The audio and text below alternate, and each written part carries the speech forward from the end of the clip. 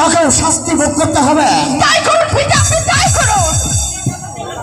আমি আমি আমি কাজলকে মুক্ত করে দেব। সে সুযোগ তোকে আর দেওয়া হবে না। কলঙ্কের আমি আগেই তো বলেছিলাম হুজুর যে ময়নাকে বন্দি করে সূর্য ওঠার পূর্বে আমি এই দুজনের বিচার করবো। এই দেশের জনগণ তাকে দেখবে যে উজিরে আজম কেউ বিচার করতে পারে। দুঃখ করো না ময়না,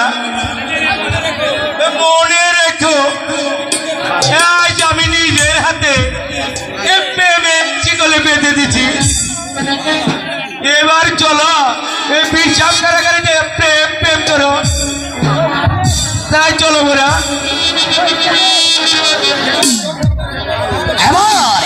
এবার ধরতে হবে ওই ছোট গত মালিকে আর তার আজকারাতে তার ছেলে আমার কন্যার সাথে মিলামেশা করার সাহস পেয়েছে।